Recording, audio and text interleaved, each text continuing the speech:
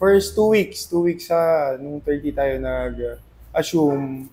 Since 30, nag-attend na rin tayo dito sa Mayor's Office. Inayos natin yung mga documents and staff.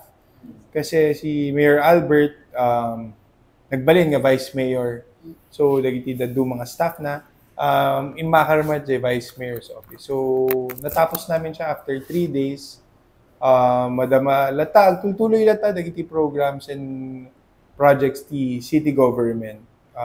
Distributions, pero ang marami ngayon, courtesy call. Apo, oo. Courtesy call and like today, 1 week na namin ginagawa ang interview ng mga magre-renew na contract of service na employees ng city. So, araw-araw ini-interview ko yung mga gusto magpa-renew na empleyado. Well, same pa din, sir. Same pa rin. As konsehal, digitalization nga talaga. Ma-computerize mi amin nga programs the system yun talaga ang kailangan namin gawin. Nakikipag-meeting na kami sa DOST. Pumunta rin yung DTI, MMSU. So far, so good. Maganda naman yung transition ng administration ni Mayor Albert papunta sa amin. Kasi yun rin yung pre-promise namin sa tao na this will be a smooth transition and we will give continuity to the people. Sir, kumusta naman po yung pag-iikot natin sa lahat ng mga departamento po dito sa LGU Batak po? Okay, sir. Okay naman. Dati ko pang kilala yung mga department heads natin, pati staff natin. So,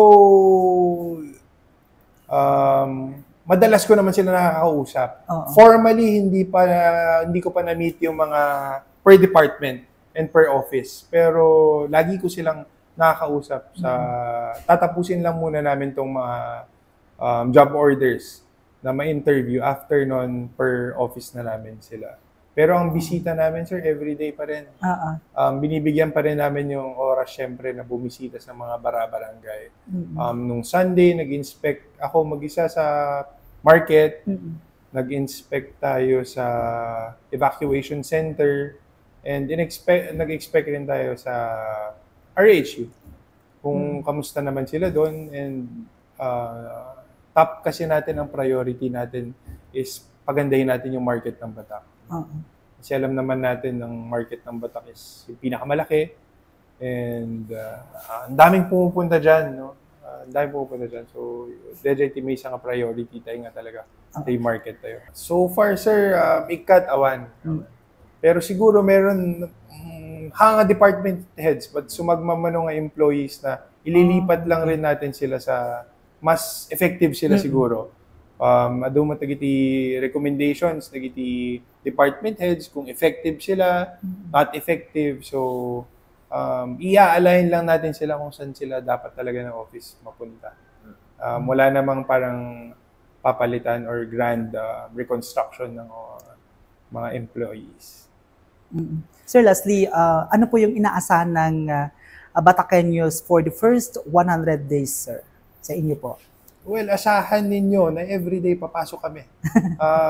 Papasok kami, hindi kami nagbe-break. Actually, Saturday pati Sunday nandito kami. Oo, kasi gusto natin maganda yung start. No?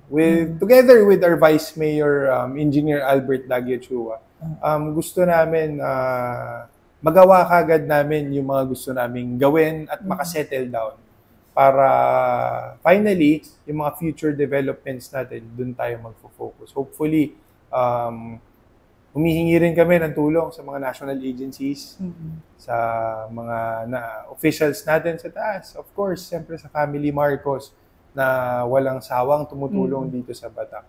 Isa rin yun sa mga inaasahan namin para mas bumilis ang progress dito sa Batak, of course.